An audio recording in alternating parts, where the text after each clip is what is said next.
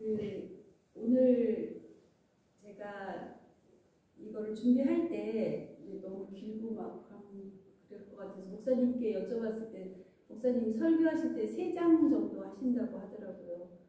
제가 쓰다 보니까 한 5장이 됐어요. 근데 이거는 전 설교가 아니잖아요.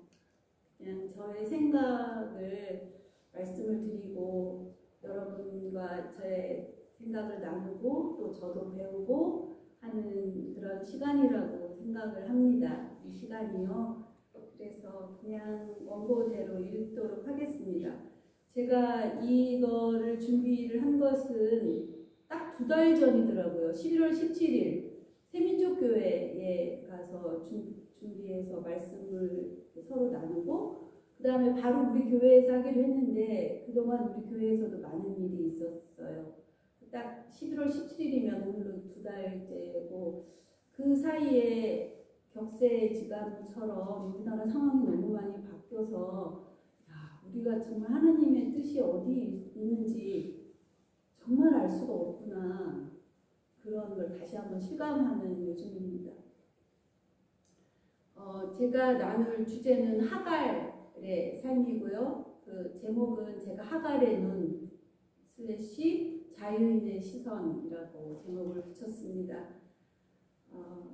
그 창세기 16장과 21장에 나오는 하갈의 이야기를 읽을 때 여러분은 어떤 생각이 드시나요? 저는 믿음의 계보 혹은 믿음의 조상 아브라함을 중심으로 성경을 읽는 시선에 익숙해 있습니다. 그래서 하갈을 읽을 때 아브라함이 속하지 않았다고 생각을 해서 그냥 무심코 지나쳤습니다. 그러다가 하갈에 관한 2가지 해석, 그러니까 사도 바울의 갈라디아서 4장과 5장, 그 다음에 성서학자 필리스 트리블의 저서 공포의 텍스트를 읽으면서 그 새로운 하갈을 만났고 생각하고 제가 계속 성경을 읽으면서 묵상하게 되었습니다. 그 바울과 필리스 트리블이 해석한 하갈은 그 하갈을 통해서 하나님이 어떤 분이신가를 이해하는 데 저에게 많은 배움을 주었습니다. 그렇지만 저는 하갈에 대한 바울의 의견, 또 성서학자 필리스 트리블의 해석과는 조금 다른 저의 생각이 있어서 그 생각을 여러분과 나누고자 합니다. 먼저 그 사도 바울의 갈라디아서는 우리가 갈라디아서는 초기에 저작된 그 서신인데 그 자유의 대헌장, 자유의 서신이라고 합니다. 그러니까 율법에서의 자유를 이야기하는 서신이죠. 그래서 복음은 율법의 행함이 아닌 예수 그리스도를 믿음으로 의롭다함을 받았다는 것이고, 그 다음에 율법의 구속으로부터의 자유가 곧 믿음이 됨으로써 그리스도 안에서 예수 안에서 모든 자녀가 하나가 되었다고 설명합니다. 갈라디아서 3장 28절에 이런 말씀이 나옵니다. 유대 사람도 그리스 사람도 없으며 종도 자유인도 없으며 남자와 여자가 없습니다. 여러분 모두가 그리스도 예수 안에서 하나이기 때문입니다. 사도 바울은 갈라디아서에서 종의 아들과 자유인의 아들, 율법과 자유 이렇게 대비하면서 그 바울은 논리적으로 전개를 하죠. 바울의 서신의 그 특징 중에 크게 그게 있는 것 같습니다. 근데 바울은 이 갈라디아서에서 종을 2가지 의미로 사용하고 있다고 저는 생각합니다. 당시 사회 제도로서, 사회 신분으로서의 종이고요. 또는 그 신학적으로 율법에 매여있는 상징으로서의 종이라고 하면서 이 갈라디아에서 종이라는 단어를 쓰고 있다고 저는 보았습니다. 사회적 신분으로서 자유인이어도 그의 믿음이 율법적 행위에서 벗어나지 못하고 매여있다면 그는 종이라고 하고요. 사회적인 신분이 종이어도 예수 그리스도를 믿으면 의로 믿으면 그는 더 이상 종이 아닙니다. 이렇게 이제 갈라디아에서 적고 있다고 보았습니다. 바울은 그 갈라디아서 4장 21절부터 31절에서 하갈과 사라를 통해서 이 주제를 다루고 있습니다. 그 비유로서요. 하갈은 육신의 약속으로서 율법, 사라는 하늘의 약속으로서 믿음의 상징으로 비유합니다. 그래서 하갈의 아들 이스마엘과 그 다음에 사라의 아들 이삭을 그 종의 아들과 자유인으로 이렇게 비유를 하면서 율법과 믿음을 이제 비유하면서 자신의 논지를 전개해 나갑니다. 그래서 바울이 보기에 하갈은 사회적 신분으로서도 종이고 율법에 매여 있다는 점에서도 종이다 라고 보는 것 같습니다. 하갈을. 그런데 육신과 성령, 즉 율법과 자유는 함께 있을 수 없기에 갈라디아서에서 바울은 여종과 그 아들을 내쫓아라. 여종의 아들은 절대로 종이 아닌 본처의 아들과 함께 유업을 갖지 못할 것이다 라고 하는 사라의 말을 인용합니다. 사실 사라가 한 말 그대로 바울이 쓰지 않았어요. 창세기에 가서 보면 살짝 그 바울이 자기 의견을 넣어서 이거를 인용을 했더라고요. 성경에서 바울은 그 인용을 한 것을 그대로 인용하지 않더라고요. 자기 의견을 조금씩 집어넣어서 굉장히 자유롭게 인용하는 것을 확인할 수 있습니다. 갈라디아서의 대주제, 즉 율법으로부터의 자유에 대한 사도 바울의 가르침은 우리 그리스도교 믿음의 뿌리입니다. 이 신학은 오늘까지도 우리에게 깊은 울림을 줍니다. 그런데 창세기 하갈의 본문을 제가 읽으면서 하갈의 삶은 그 사도 바울의 해석과는 다르게 다가왔습니다. 제가 보기에 하갈의 신분은 종이지만 종의 삶을 살지 않았고 하나님께서도 하갈을 종으로 대하지 않으셨습니다. 제가 볼 때 하갈은 믿음으로 순종하여 자유를 성취한 사람이고 그 믿음을 하나님께 인정받은 사람입니다. 제가 읽은 하갈을 다룬 또 다른 책, 공포의 텍스트라고 하는 책입니다. 이 책이거든요. 근데 이제 여러분도 한번 읽어보시기를 바랍니다. 이 책의 저자 필리스 트리블은 성서학의 페미니즘 관점을 도입해서 성서를 수사비평의 방법론으로 읽는 작업을 해온 성서학자입니다. 유니온 신학대학에서 근무를 하시더라고요. 공포의 텍스트는 그 설교되지 않은 신앙의 이야기라는 제목으로 성서에서 나타난 여성의 희생, 그 중에서도 하갈, 다말, 그러니까 다윗의 딸이죠. 그러니까 압살롬의 누이, 그러니까 이복 오빠인 그 암논에게 그 강간을 당하고 버려진 그 공주죠. 그다음 레위인의 척 사사기에 나오는, 그다음에 입다의 딸, 아버지의 소원으로 인해서 죽게 된 입다의 딸을 선택해서 그 여성의 희생에 대해서 해석을 하고 있습니다.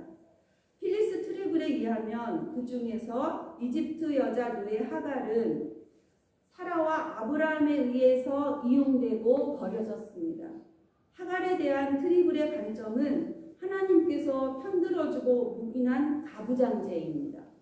그걸 고발하고 있습니다. 그래서 그 트리블은 그녀가 찔림은 우리의 허물 때문이요, 그녀가 상함은 우리의 죄악 때문이라고 하며 하갈의 삶을 애도합니다. 저는 트리블의 견해에 동의하지만 그럼에도 하갈의 삶은 이런 페미니즘으로 포괄되지 않는 다른 차원, 즉 그리스도교적인 그런 의미에서 다른 차원이 있다고 보았습니다. 저는 하갈의 시선을 따라서 하갈이라고 하는 사람이 세상을 또 하나님을 어떻게 보며 자신의 삶을 살았는지 창세기 16장, 21장을 중심으로 살펴보겠습니다. 창세기 16장은 하갈이 여주인 사레의 아들을 대신 낳아주는 이야기를 담고 있습니다.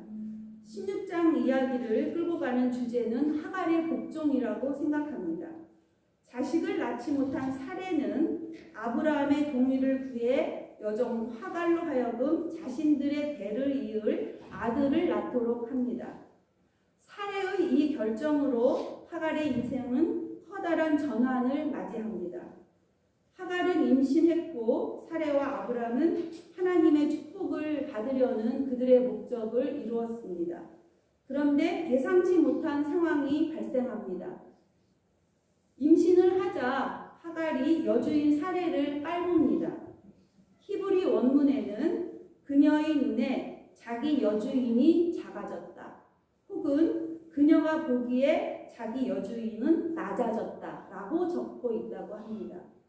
사례를 보는 하갈의 시선이 달라졌다는 것입니다. 새로운 눈이 열린 것입니다. 성서학자 트리블은 하갈에게서 사회의 제도가 만든 어떤 눈 가리개가 치워졌다고 합니다. 사라졌다고 합니다. 이제 하갈은 주인과 자신을 분리된 존재로 인식합니다.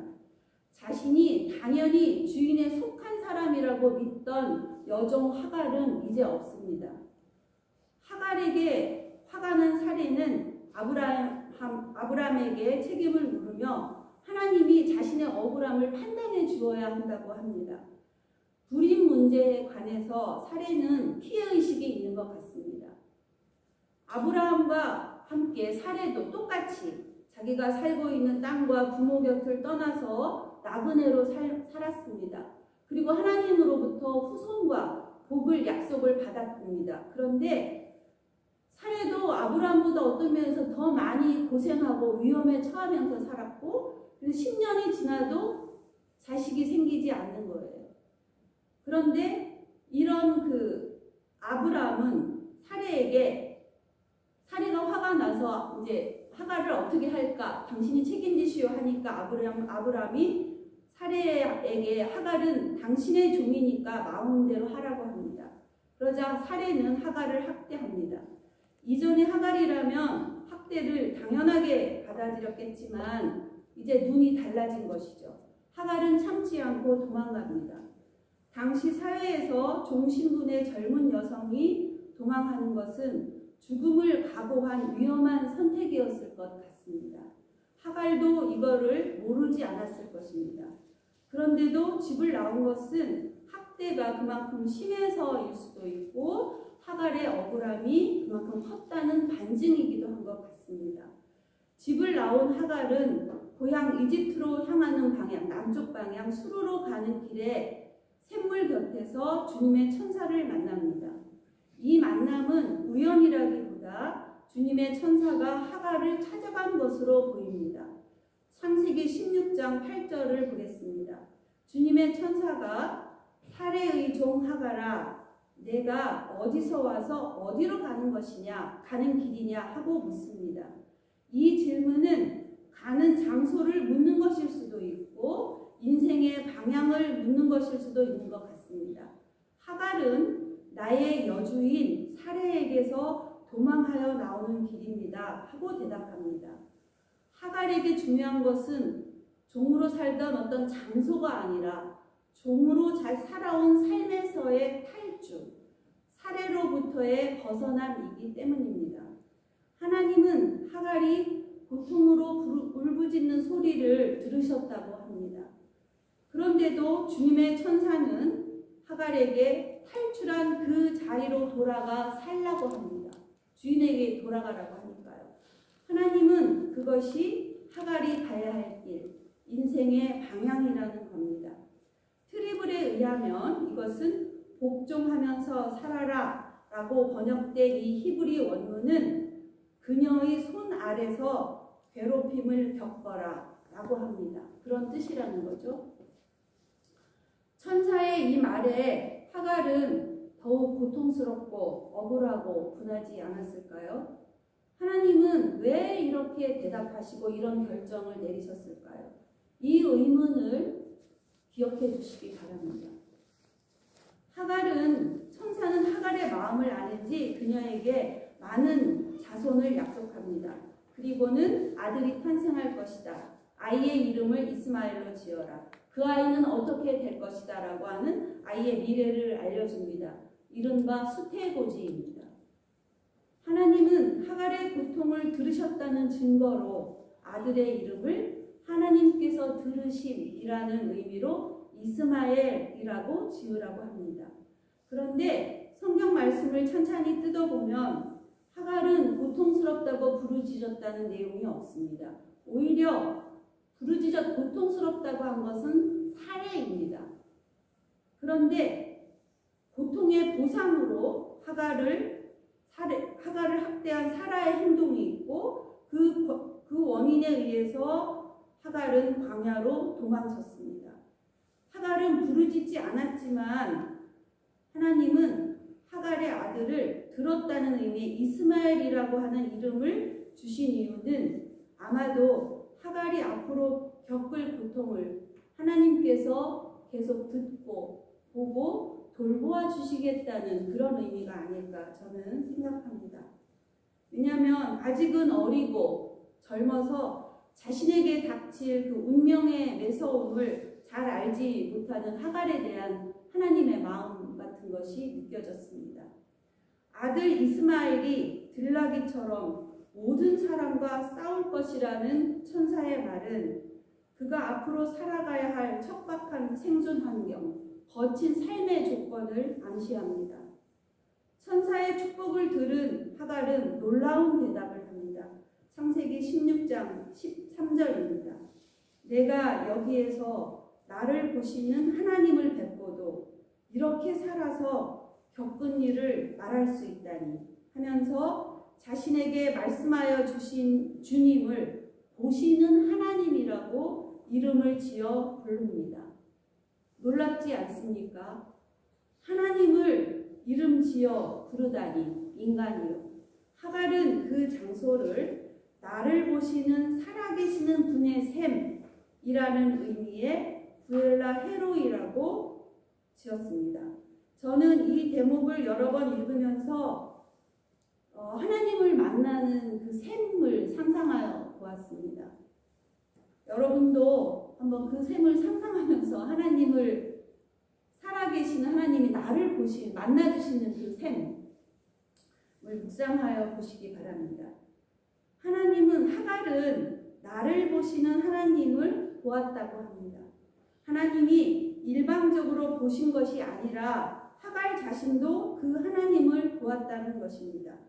하나님과 하갈은 보고 보이는 관계, 서로 소통하는 사이입니다.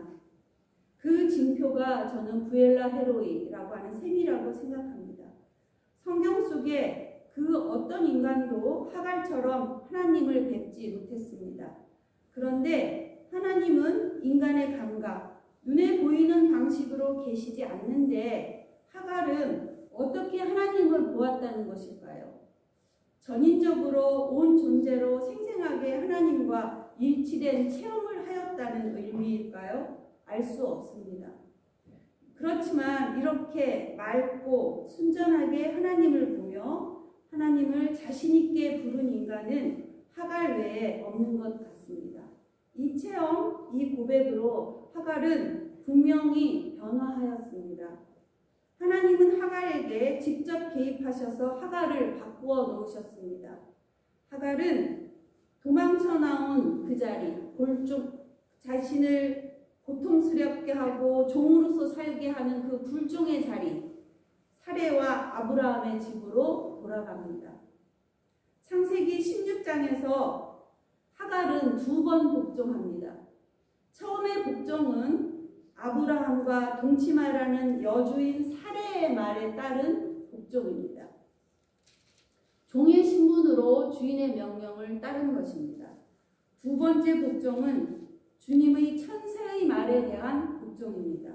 하갈은 사레와 아브라함이 자신들의 축복, 언약을 위하여 하갈 자신을 이용했다는 것을 알았지만 아브라함의 집으로 돌아갑니다.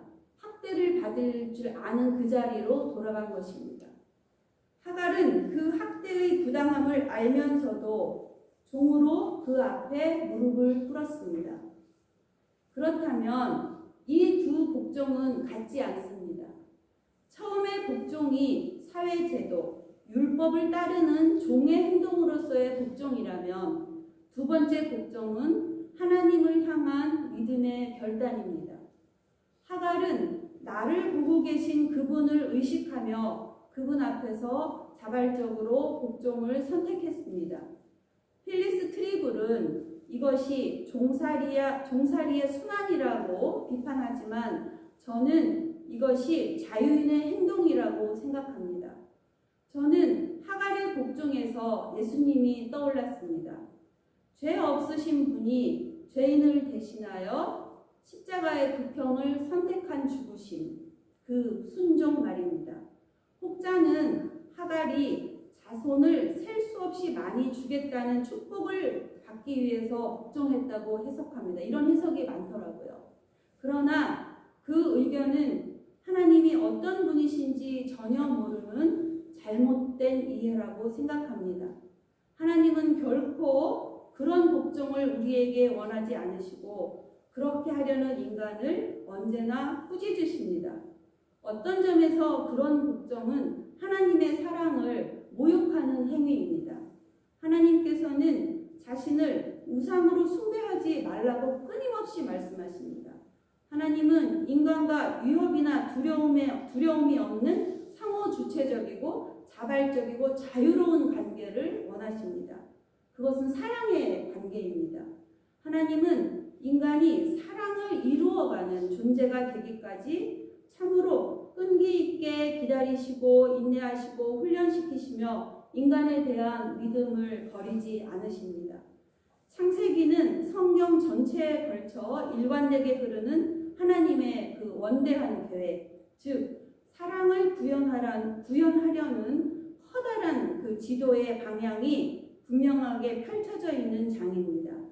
그 첫 출발점에 이방인 여종, 이집트 사람 하갈이 있습니다. 하나님을 향한 믿음은 여기에서 역설적으로 드러난다고 보았습니다. 하나님께 대한 순종은 율법으로부터의 자유로서 가능합니다. 순종과 자유가 같이 붙어 있는 거죠. 그래서 하나님을 향한 자유로운 나를 세울 수 있을 때 믿음으로 하나님의 뜻에 우리는 순종할 수 있습니다. 그 순종의 자리는 사랑의 행함입니다. 사도 바울은 갈라디아서에서 자유롭게 성취한 그 의로움, 그 믿음은 사랑이고, 사랑이라는 것은 뭐냐면 다른 사람의 짐을 대신 져주는 것이다. 갈라디아서에서 마지막에 그렇게 말을 하거든요.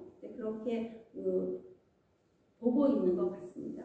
그렇다면 사레와 아브라함의 집으로 돌아간 하갈은 어떻게 살았을까요? 자기가 선택을 한 그 다음에 어떻게 행위했는가죠? 창세기 16장에는 이스마엘이 태어났다라고 하는 이야기만 나오고 아무런 설명이 없습니다. 하느님은 이때까지 계속 침묵하세요. 사레가 하갈을 이용해서 아들을 낳겠다는 거 할 때도 아무런 언급을 하지 않으십니다. 고요히 침묵하시는데 이스마엘이 태어났을 때 사레의 심정은 굉장히 착잡했을 것 같습니다. 일단 아들을 얻었으니 언약의 축복은 확보했습니다. 그렇지만 하갈이 이스마엘이 자기 아들이라고 주장할지도 모르는 불안함이 언제나 있었을 것 같습니다.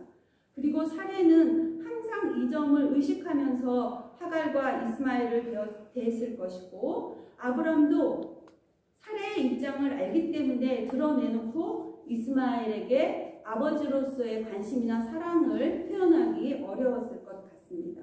그래서 아브라함의 가정은 언제나 어떤 불화와 긴장, 권력과 복종, 지배와 피지배의 관계가 작동되는 어떤 불안한 가정이었지 않을까 합니다. 그래도 이 가정이 평온하게 유지가 되었기에 조용히 있었겠죠. 평온이 유지되었다면 아브람, 사레, 하갈 세 사람 중에서 그 누구의 역할로 그것이 유지되었을까요? 아브람은 굉장히 우유부단합니다. 그 다음에 사레는 불안해요. 그러니 저는 이 역할을 맡은 사람이 하갈이라고 생각합니다. 하갈이 아브라함의 가정을 지켰습니다.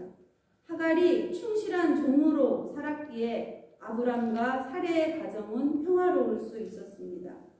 하갈은 아브람과 사레를 섬기며 이스마엘을 키우고 밥하고 청소하고 빨래하며 살았습니다. 아브람과 사레는 하갈이 여종이니까 그렇게 사는 것이 당연하다고 여겼을 것입니다. 그렇지만 생각해보면 하갈이라고 힘들고 부다고 그들이 미운 마음이 들지 않았을까요? 믿음으로 순종했다고 해도 우리의 일상이 인내와 핍박을 견디는 것으로만 가득했다면 끔찍해서 살지 못했을 것입니다.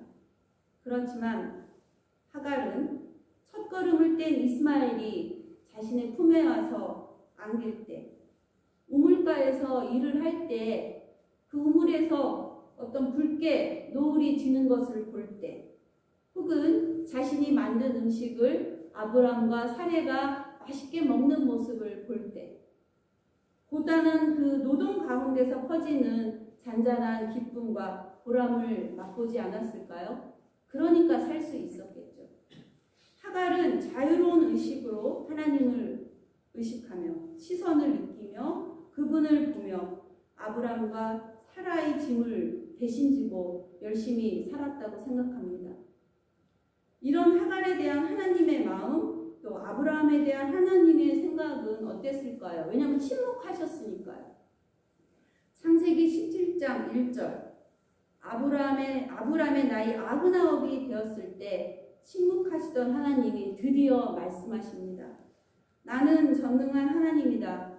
나에게 순종하며 흠없이 살아라 하십니다.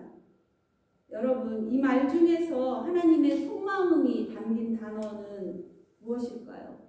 저는 흠없이 라고 하는 것을 읽을 때 제 마음이 무너졌습니다. 피조물인 인간 때문에 겪는 그 하나님의 애달픔, 이런 것이 느껴졌기 때문입니다. 제가 너무 인간적인 해석인가요? 이 말을 뒤집으면 아브람은 하나님께 순종하지 않아서 흠을 만들면서 살았다는 하나님의 고요한 꾸짖음이 들어있는 말이라고 생각합니다. 하나님은 아브람과 사레에 관해 침묵하셨지만 계속 보고 계셨고 그들의 흠을 감내한 하갈의 희생도 알고 계셨습니다. 그런데도 하나님은 아브람과 사레에게 매우 조심스러우십니다. 항상 안타까운 염려가 느껴집니다. 왜 하나님은 아브람에게 약속만 하시고 25년 동안 자식을 주지 않으셨을까요? 제가 볼 때 그 이유는 아브람과 사레가 아직 그 축복을 받을 준비가 되지 않아서인 것 같습니다. 일종의 지연된 축복이라고 할까요? 그들의 변화, 그들의 성장을 기다리던 하나님은 드디어 기다리다 아브람은 아브라함으로, 사레는 사라로 이름을 바꾸어 주십니다. 그래서 아브라함이 100살이 되었을 때 드디어 90살의 사라가 이삭을 낳습니다. 사라는 이제 당당해졌고 이제 비로소 웃을 수 있게 되었습니다. 그 아브라함의 가정은 이제 축복을 받기 위한 모든 조건을 갖추었습니다. 그렇지만 어떤 새로운 국면을 맞아 내적 위기에 처하고 이게 해체가 됩니다. 왜냐하면 이스마엘과 이삭이 같이 있기 때문이죠. 창세기 21장 8절과 9절을 보겠습니다. 이삭이 젖대는 축하 잔치가 벌어진 날 이스마엘이 이삭을 놀리는 것을 사라가 보았습니다. 사라는 분노합니다. 새로운 갈등과 사건이 등장하였습니다. 그런데 이스마엘은 왜 하필 13살이나 된 아이가 그 잔치가 벌어진 날 자기 동생 이삭을 놀렸을까요? 아마도 이스마엘의 기억으로는 자신을 위해서는 이런 잔치가 차려진 기억이 없어서 동생에게 시샘한 것은 아닐까요? 그렇지만 사라에게는 그런 이스마엘의 어린 마음을 읽을 수 있는 여유나 눈이 없습니다. 이스마엘이 자신의 불순종으로 인해서 생긴 생명이지만 그것에 대한 책임의식이 사라에게는 없습니다. 10절을 읽겠습니다. 저 여종과 그 아들을 내보내십시오. 저 여종의 아들은 나의 아들 이삭과 유산을 나누어 가질 수가 없습니다. 가부장적 질서가 지배하는 가정에서 이삭과 이스마엘이 동등해지면 안 되잖아요. 사라는 이스마엘을 이집트 여인 하갈과 아브라함 사이에서 태어난 아들이라고 합니다. 더 나아가 저 여종의 아들이라고 합니다. 자신과의 연결고리를 부정하고 끊어냅니다. 사라는 하갈과 이스마엘을 향한 혐오와 차별을 숨김없이 드러내며 그 두 사람을 자신의 눈앞에서 없애라고 아브라함에게 당당하게 요구합니다. 사라의 이 힘을 뒷받침하는 것은 가부장적 질서와 권력입니다. 하나님의 거룩한 약속이 사라에게는 자신보다 약한 이를 차별하고 제거하는 수단이 됩니다. 필리스 트리굴이 가부장제를 비판하는 지점입니다. 가부장제는 아버지, 아들을 중심에 두고 차별과 배제를 통해 위계적 질서를 세웁니다. 오직 하나의 권력만을 인정하는 배타성이 그 체계의 원리이기에 반드시 누군가는 일방적으로 제외되고 억압받거나 때때로 울게 됩니다. 주인이 스스로 낮은 자리에 서서 약한 사람의 편이 되는 하나님의 나라에서는 이런 가부장제는 양립할 수가 없습니다. 이 사라의 요구에 대한 아브라함의 반응은 어떻습니까? 그는 이스마엘도 자신의 아들이므로 몹시 괴로워하였다고 합니다. 그러면서 하갈에 대한 생각은 전혀 하지 않아요. 고민하는 아브라함에게 하나님은 사라의 말을 들어주라고 합니다. 하갈은 쫓겨납니다. 이때 이해할 수 없는 것은 아브라함의 태도입니다. 아브라함은 부자가 되었는데 하갈을 쫓아내면서 하갈에게 준 것은 어깨에 맬 정도의 먹거리와 물 한 가죽 부대입니다. 광야로 쫓아내면서요. 정말 아들의 안위를 걱정하였다면 정말 염소 한 마리라도 줘야 하지 않았을까요? 이스라엘도 한 민족을 이루어 주겠다는 하나님의 약속을 믿으며 어떻게든 살게 될 것이라고 여겨서 그랬다면 아브라함은 최소한의 인간적 도리도 모르는 그런 어린아이와 같은 사람이 아닌지 모르겠습니다. 하나님께서 이름까지 바꾸어 주셨지만 사라와 마찬가지로 아브라함도 변한 것이 별로 없습니다. 사도 바울은 옛 율법에 매여 있는 사람을 종이라고 하였고 하갈로 비유하였습니다. 사라는 약속의 자녀 이삭의 어머니로서 자유를 가진 여자라고 하였습니다. 율법과 자유, 믿음과 의에 관한 사도 바울의 설명은 동의하나 사라와 하갈의 비유는 저는 설득력 있게 받아들이기 어렵습니다. 제가 보기에 아브라함과 사라, 하갈 중에서 믿음으로 하나님의 명령에 순종하며 자유를 성취하고 타인을 섬기며 사랑을 실천한 사람은 하갈입니다. 창세기 21장 14절을 보겠습니다. 하갈은 부엘세바 빈들에서 정처 없이 헤매고 다녔다. 창세기 전체에서 가장 비참하고 목이 메이는 장면입니다. 빈들은 생명이 있는 것은 아무것도 없는 죽음의 공간입니다. 살려면 하나님의 임재가 절대적으로 필요한 장소입니다. 빈들에서 죽어가는 자식을 보며 우는 하갈에게 하나님의 천사가 나타나 하갈을 안심시키며 눈을 밝혀 샘을 보여주십니다. 하갈의 눈은 생명이 되어 우물을 보고 샘을 보고 자식을 살렸습니다. 빈들은 인간을 죽음의 공포에 가두기도 하지만 하나님을 두텁고 절실하게 만날 수 있는 거룩한 희망의 장소가 되기도 합니다. 아브라함의 집에서 쫓겨난 하갈과 이스마엘은 광야에서 살았습니다. 많은 종과 재산을 가진 아브라함도 우물을 빼앗기는 나그네의 삶을 살아야 했던 그 시대에 버림받은 여종과 그의 어린 아들이 광야에서 죽지 않고 살아낸 삶은 얼마나 위험하고 힘들었을까요? 하갈이 그런데도 살아났다는 것은 하나님의 약속 그리고 각별한 돌보심, 하갈의 믿음의 결과라고 생각합니다. 이스마엘의 어머니 하갈은 자신을 쫓아낸 아브라함을 끝까지 내치지 않았습니다. 창세기 25장 1절에 보면 아브라함은 175살이 되어 숨을 거두었다고 합니다. 이스마엘과 이삭은 함께 아브라함을 막벨라 굴에 안장하였다고 합니다. 13살 터울의 이복 형제는 헤어지지 않고 만나서 자식의 도리를 다했습니다. 하갈은 이스마엘을 통해서 끝까지 믿음의 조상 아브라함의 가정을 지켰습니다. 흥미롭게도 성경은 그때 이삭은 하갈의 샘 부엘라 헤로이 근처에서 살고 있었다고 거기다 적혀 있습니다. 이삭과 이스마엘, 하갈의 단절되지 않는 그 관계를 암시하는 것은 아닐까 합니다. 즉, 그래서 믿음의 조상 아브라함의 가정을 지킨 하갈의 이야기는 이렇게 끝이 납니다. 이제 하갈은 더 이상 성경에 등장하지 않고 갈라디아에서 한 번 등장하고 어둠에 묻힙니다. 아까 제가 왜 하나님은 하갈에게 도로 아브람과 사라의 집으로 돌아가서 종의 노릇을 하면서 살아라 라고 했을까? 저는 그것이 제 생각의 답은 아브라함의 가정을 지켜라. 믿음의 조상, 믿음의 뿌리가 거기에서부터 시작되니까요. 그것이 아닐까 생각을 합니다. 그 이후에 굉장히 극적인 믿음의 사건이 벌어지죠.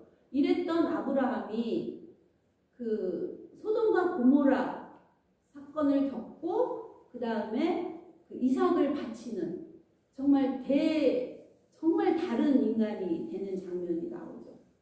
그래서 창세기가 그래서 살아나는 이야기가 거기에 저는 있다고 봅니다. 아무튼 하갈의 이야기는 이렇게 끝이 납니다. 필리스 트리블은 하갈의 이야기가 현대적인 쟁점인 어떤 국적, 계급, 성별이라는 형태의 악재를 그리고 있다고 합니다. 이 이집트 노예 여성은 이스라엘의 허물로 인해 하나님께 치이고 벌받고 고통당했다고 합니다. 그녀가 상한 것은 사라와 아브라함의 죄악 때문이고 그녀가 징계를 받음으로 그들이 온전하게 되었다고 합니다. 저는 하갈은 희생자지만 희생자로 머물지 않고 하나님의 특별한 돌보심으로 인생을 개척한 여성으로 보고 싶습니다. 창세기 시작에서 사라보다 먼저 아들을 낳았고 하나님을 만난 사람으로 이방인 여종 하갈이 등장하는 것은 큰 의미로 다가옵니다. 하나님은 편견이나 배제 없이 인간에게 스스로를 보여주셨습니다. 그런 점에서 그 필리스 트리블도 하갈의 특별함을 이렇게 말합니다. 하갈은 하나님의 사자가 방문한 첫 인물이고 하나님을 이름 지어 부른 유일한 사람이고 이스라엘의 역사적 기억에서 아이를 낳은 최초의 여인입니다. 수태고지를 처음 들은 인물이고 후손에 대한 하나님의 약속을 받은 유일한 여성이며 죽어가는 자식으로 인해 온 첫 사람입니다. 이집트 노예 여성 하갈은 죄 없는 희생자로서 혐오와 차별을 받는 모든 사람들을 상징한다는 여성 신학자 필리스 트리블의 그 주장은 매우 고무적입니다. 하갈은 이스라엘의 특별한 어머니의 원형이라고 합니다. 그녀는 하나님으로 인해서 광야에서 자신의 삶을 살아낸 자유인이며 어머니로서 가부장제를 벗어난 생명의 원형이라는 것입니다. 그 어머니는 여자와 남자라는 어떤 젠더, 성적 구별에 매이지 않는 인간, 저는 그것을 어떤 부활한 예수님이 떠올랐습니다. 하나님을 아버지라고, 근데 우리가 하나님을 아버지라고 부르고 예수님의 육신의 성별이 남성이라는 점에서 이 부분을 넘어서기는 우리가 상당히 쉽지 않습니다. 게다가 예수님을 머리로 두는 교회에서 우리가 세상에서 경험하는 교회는 이런 가부장적 구조와 질서를 닮아 있습니다. 교회가. 그래서 우리도 그것을 당연하게 여기며 그 질서가 지금도 상당히 유지되고 있습니다. 그래서 예수님이 아니었다면 이 모순을 깨달은 많은 사람들은 교회에 머물기 힘들었을 것 같습니다.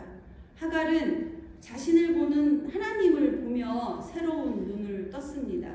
오늘날 하갈은 하나님이 보여주는 그 어떤 세상을 보고 있을까요? 그 눈은 예수님을 닮은 눈이고 예수님의 시선을 쫓아가는 눈이라고 생각합니다.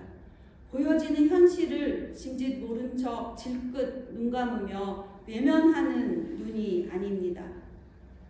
3번 자신을 부인한 베드로를 바라보았던 그 눈, 십자가 아래에서 죽어가는 예수님의 몸을 지켜보던 그 여인들의 눈, 강도 만나서 벌거벗겨진 사람을 측은하게 바라보면서 달려갔던 그 사마리아 사람의 눈, 동등한 보행권을 주장하면서 스스로를 쇠사슬에 묶는 장애인의 눈, 뭐 그런 눈이 아닐까요? 작년 10월 27일 개신교는 차별금지법을 동성애를 주장하는 법이라고 비판하며 그 대규모 기도회를 열었습니다. 교회가 하나님의 이름으로 혐오를 드러내며 차별을 믿음으로 정당화하는 이 현실이 매우 아프고 부끄럽습니다. 하갈의 눈은 제도 밖에서 희생된 사람들을 어루만지고 감싸 안으며 그 앞에 조용히 무릎을 꿇는 예수님의 눈이 아닐까요?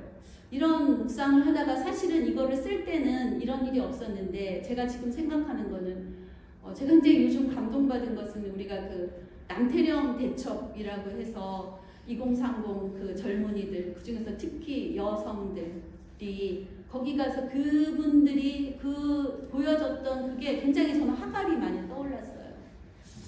그래서 이런 묵상을 하다가 눈에 관한 그 한강 작가가 쓴 시를 하나 발견했어요. 저녁을 서랍에 넣어두다 라고 하는 그런 시집이었거든요. 거기서 시 하나를 들려드리면서 저의 이야기를 마치겠습니다. 피 흐르는 눈. 나는 피 흐르는 눈을 가졌어. 그 밖에 뭘 가져보았는지는 이제 잊었어. 달콤한 것은 없어. 씁쓸한 것도 없어. 부드러운 것, 맥박치는 것, 가만히 심장을 문지르는 것. 무심코 잊었어. 어쩌다. 더 갈 길은 없어. 모든 것이 붉게 보이진 않아. 다만 모든 잠잠한 것을 믿지 않아. 신음은 생략하기로 해. 난막처럼 얇은 눈꺼풀로 눈을 덮고 쉴 때, 그때 내 뺨을 사랑하지 않아. 입술을, 얼룩진 인중을 사랑하지 않아. 나는 피 흐르는 눈을 가졌어.